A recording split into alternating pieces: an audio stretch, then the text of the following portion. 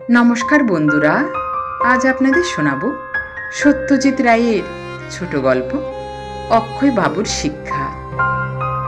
অক্ষয় বাবু ছেলের হাত থেকে লেখাটা ফেরত নিলেন। কিরে, এটাও চলবে না? ছেলে মাথা নেড়ে বুঝিয়ে দিল, না চলবে না। এটা অক্ষয় বাবুর 5 নম্বর গল্প, যেটা ছেলে নাকচ করে দিল। অক্ষয় বাবুর ছেলের নাম অঞ্জন, তার বয়স 14। অতি বুদ্ধিমান ছেলে। ক্লাসে সে সবসময় ফার্স্ট হয়। পড়ার বাইরে তার নানা বিষয়ে কৌতূহল। অক্ষয়বাবু নিজে লেখক নন, তিনি রিজার্ভ ব্যাংকের একজন মধ্যপদস্থ কর্মচারী। তবে তার বহুকালের শখ ছোটদের জন্য গল্প লেখার। অঞ্জন যখন আরও ছোট ছিল তখন অক্ষয়বাবু তাকে বানিয়ে বানিয়ে অনেক গল্প বলেছেন। তখন ছেলের ভালোই লাগতো, কিন্তু এখন সে শেয়ানা হয়েছে, সহজে সে খুশি হবার পাত্র নয়। তাহলে এটা ফুলঝুরিতে পাঠাবো না বলছিস? পাঠাতে পারো, সম্পাদকের পছন্দ হলে নিশ্চয়ই ছাপবেন। তবে আমাকে এই গল্প তুমি 3-4 বছর আগে বলেছ, আমার কাছে এতে নতুন কিছু নেই। তাহলেও পাঠিয়ে দেখি না। দেখো, কিন্তু তার আগে আমি লেখাটা কপি করে দেব। তোমার হাতের লেখা পড়া যায় না। ছোটদের জন্য ফুলঝুরি মাসিক পত্রিকা বছরখানেক হলো বেরোতে আরম্ভ করেছে, আর এর মধ্যেই ছেলে মেয়েদের মন কেড়ে নিয়েছে। অক্ষয়বাবু শুনেছেন কাগজটার নাকি 75,000 কপি ছাপা হয়, আর একটাও বাজারে পড়ে থাকে না। প্রেসের যন্ত্রপাতি নাকি সদ্য বিদেশ থেকে আনা হয়েছে। সম্পাদকের নাম সুনির্মল সেন। তিনি নাকি সব লেখা নিজে পড়েন এবং যা বাছাই করেন তা একেবারে ফার্স্ট ক্লাস। ছেলেদের পত্রিকা তো সব সময়ই ছিল, এখনও আছে। তাহলে ফুলঝুরিতে লেখা ছাপানোর জন্য অক্ষয়বাবু এত ব্যস্ত হয়ে পড়লেন কেন? তার কারণ তিনি খবর নিয়ে জেনেছেন যে ফুলঝুরি একটা গল্পের জন্য 500 টাকা দেয়। অক্ষয়বাবুর রোজগার তো অডেল নয়, তাই মাঝে মাঝে এই বাড়তি আয়টা হলে মন্দ কি? অঞ্জন গল্পটা বাবার কাছ থেকে ফেরত নিয়ে তার পরিষ্কার হাতের লেখায় কপি করে দিল। গল্প পাঠানোর 1 মাসের মধ্যে অক্ষয়বাবু ফুলঝুরির আপিস থেকে চিঠি পেলেন। 4 লাইনের চিঠি। সম্পাদক মশাই দুঃখের সঙ্গে জানাচ্ছেন যে অক্ষয়বাবুর গল্পটি মনোনীত হয়নি। কারণ কিছু নেই, একেবারে ছাঁচের ঢালা বাতিল করা চিঠি, যাকে ইংরেজিতে বলে রিজেকশন স্লিপ। অক্ষয়বাবু চিঠিটা নিয়ে ছেলের কাছে গেলেন। অঞ্জন সবে খেলার মাঠ থেকে ফিরেছে। পড়াশোনার মতোই খেলাতেও তার প্রচণ্ড উৎসাহ। তুই ঠিকই বলেছিলি, বললেন অক্ষয়বাবু। গল্পটা ফুলঝুরি নিল না, তাই বুঝি? আমার দ্বারা কি তাহলে এই জিনিস হবে না? গল্প কেন নয়নি সেটা বলেছে? নাথিং, এই তো চিঠি। অঞ্জন চিঠিটাই একবার চোখ বুলিয়ে বলল, তুমি সুনির্মল বাবুর সঙ্গে দেখা করে ওকে জিজ্ঞেস করতে পারো। আমার মনে হয় উনি খুব ভালো লোক। আমি ফুলঝুরিকে 2টো চিঠি লিখেছি, উনি 2টোই ছেপেছেন। কথাটা ঠিক। অঞ্জন তার প্রথম চিঠিটা লিখেছিল ধাঁধাগুলো একটু বেশি সহজ হচ্ছে বলে অভিযোগ জানিয়ে। ফুলঝুরিতে চিঠির জন্য আলাদা পাতা থাকে, সেখানে অঞ্জনের চিঠি বেরোয়, আর তারপর থেকে ধাঁধাগুলো অঞ্জনের মনের মতো হয়। দ্বিতীয় চিঠিটা অঞ্জন লেখে ফুলঝুরিতে ছাপা একটা গল্প সম্বন্ধে। অঞ্জন বলে গল্পটার সঙ্গে একটা বিদেশি গল্পের আশ্চর্য মিল দেখা যাচ্ছে। এই চিঠিও ছাপা হয়, আর সেই সঙ্গে গল্পের লেখকের চিঠিও বেরোয়। তিনি স্বীকার করেছেন যে গল্পটা একটা বিদেশি গল্পের ছায়া অবলম্বনে লেখা, আর সে কথাটা উল্লেখ না করার জন্য তিনি মার্জনা চেয়েছেন। অক্ষয়বাবু ছেলের কথায় স্থির করলেন তিনি সোজা গিয়ে সুনির্মল বাবুর সঙ্গে কথা বলবেন। শরৎ বোস রোডে ফুলঝুরির আপিস। পত্রিকা থেকে ঠিকানা নিয়ে এক শনিবার বিকেলে অক্ষয়বাবু সোজা গিয়ে হাজির হলেন সম্পাদকের ঘরে। ছোটদের পত্রিকার দপ্তর যে এত ছিমছাম হতে পারে সেটা অক্ষয়বাবু ভাবতে পারেননি। সুনির্মল সেনের চেহারাও আপিসের সঙ্গে মানানসই।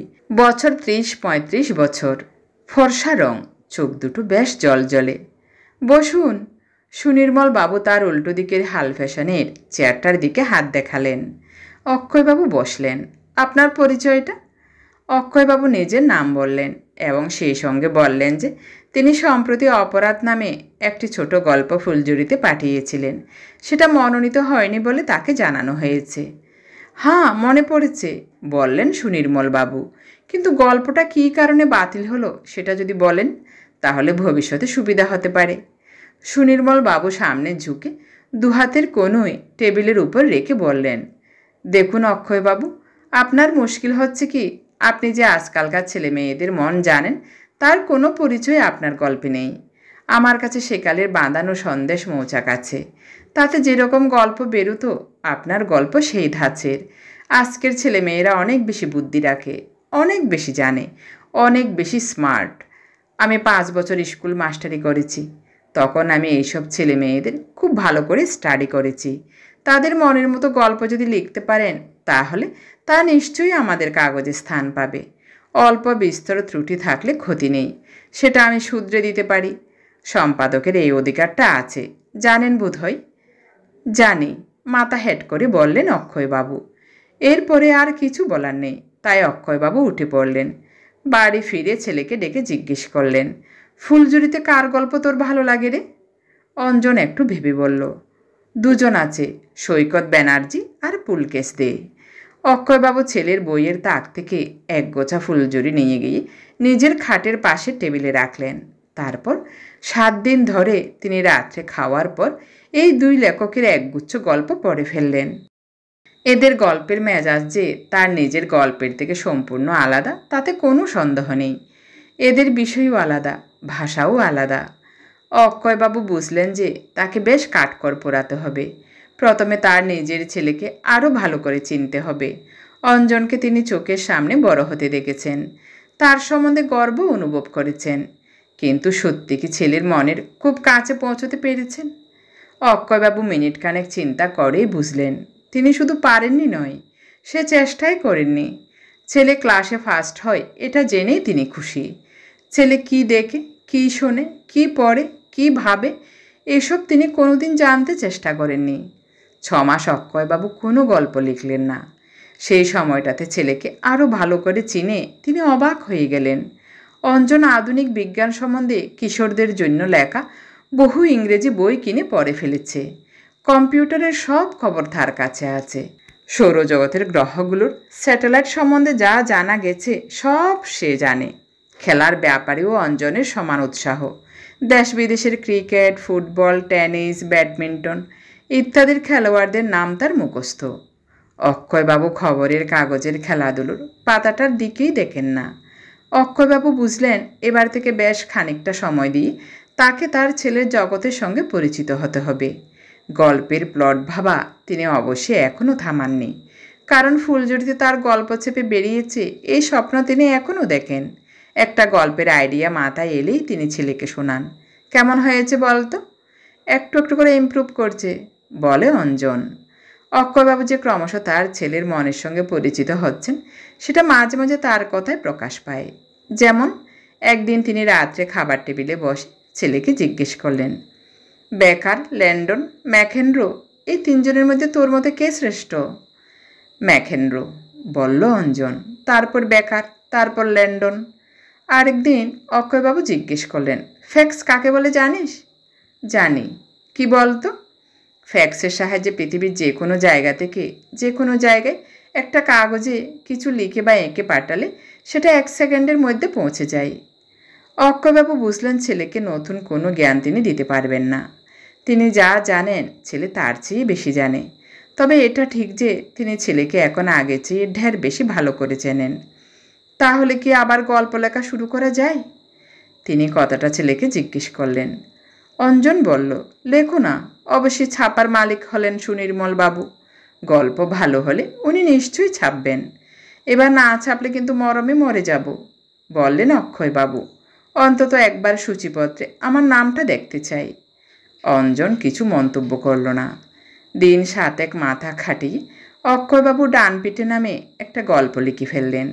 তারপর সেটা ছেলেকে পড়িয়ে জিজ্ঞেস করলেন, কেমন হয়েছে? অঞ্জন বলল, পাঠিয়ে দাও, আমি কপি করে দিচ্ছি। পরদিন লেখাটা পেয়ে তৎক্ষণাৎ ফুলঝুরির আপিসে গিয়ে সেটা নিজের হাতে দিয়ে এলেন অক্ষয়বাবু। 15 দিনের মধ্যে সুনির্মল সেনের চিঠি এলো। ডান পিঠে মনোনীত হয়েছে, আগামী কার্তিকের ফুলঝুরিতে ছাপা হবে। অক্ষয়বাবু সগর্বে চিঠিটা ছেলেকে দেখালেন। অঞ্জন বলল, ভেরি গুড। এটা ভাদ্র মাস, তাই আরও 2 মাস অপেক্ষা করতে হবে। এই সময়ের মধ্যে নতুন উদ্যমে অক্ষয়বাবু আরও গল্পের প্লট ভাবতে লাগলেন। এখন তিনি চাবিকাঠি হাতে পেয়ে গেছেন, তাই ছেলেকে শোনানোর আর কোনো প্রয়োজন নেই। এই 2 মাসটাকে অক্ষয়বাবুর 2 বছর বলে মনে হলো। অবশেষে কার্তিক মাসের 2রা অঞ্জনের নামে খয়েরি খামে এলো নতুন ফুলঝুরি। ছেলে তখন পাড়ার মাঠে খেলতে গেছে। অক্ষয়বাবু সবে আপিস থেকে ফিরেছেন। তিনি আর ধৈর্য ধরে রাখতে না পেরে খাম থেকে পত্রিকাটা বার করলেন। প্রথমেই দেখলেন সূচিপত্র। হ্যাঁ, ডান পিঠে রয়েছে 13 পাতায়।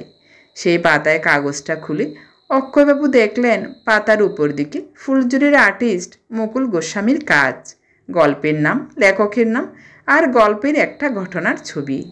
ছাপার অক্ষরে তার লেখা দেখতে অক্ষয়বাবুর অদ্ভুত লাগছিল। তিনি 10 মিনিটে গল্পটা পড়ে ফেলে বেশ একটু অবাক হলেন। তিনি যা লিখেছেন তার 12 আনায় আছে, কিন্তু নতুন যে 4 আনা অংশ সেটা একেবারে মোক্ষম। তাতে গল্প অনেক গুণই ভালো হয়ে গেছে। সুনির্মল সেনের বাহাদুরি আছে। এই কথাটা ভদ্রলোককে না জানিয়ে পারবেন না অক্ষয়বাবু। পত্রিকাটা আবার খামের মধ্যে পুরে ছেলের পড়ার টেবিলের উপর রেখে একটা ট্যাক্সি নিয়ে অক্ষয়বাবু সোজা চলে গেলেন ফুলঝুরির আপিসে। আবার সেই ছিমছাম ঘর, সেই হাল ফ্যাশনের চেয়ার। এবার খুশি তো? জিজ্ঞেস করলেন সুনীলমর বাবু। তা তো বটেই, বললেন অক্ষয়বাবু, কিন্তু আমার আসার কারণ হচ্ছে আপনাকে ধন্যবাদ জানানো। আপনার নিপুণ হাতের ছোঁয়া যে গল্পকে আরও কত বেশি ভালো করে দিয়েছে তা বলতে পারবো না। সুনির্মলবাবু ভুরু কুঁচকে তার পাশের তাক থেকে একটা বক্স ফাইল টেনে এনে টেবিলের উপর রাখলেন। তারপর তার থেকে একটা পাণ্ডুলিপি বার করে অক্ষয়বাবুর দিকে এগিয়ে দিলেন। আমার ছোঁয়া কোথায় আছে, বার করুন তো দেখি। অক্ষয়বাবু পাণ্ডুলিপির প্রত্যেক পাতায় একবার চোখ বুলিয়ে দেখলেন। কোথাও কোনো কাটাকুটি নেই। ওটা আপনারই হাতের লেখা তো? জিজ্ঞেস করলেন সুনির্মলবাবু। ওটাই আপনি পাঠিয়েছিলেন তো? আজ্ঞে হ্যাঁ, এটাই পাঠিয়েছিলাম। তবে হাতের লেখা আমার নয়। তবে কার? অক্ষয়বাবু একটা দীর্ঘশ্বাস ফেলে ম্লান হাসি হেসে বললেন, আমার ছেলের।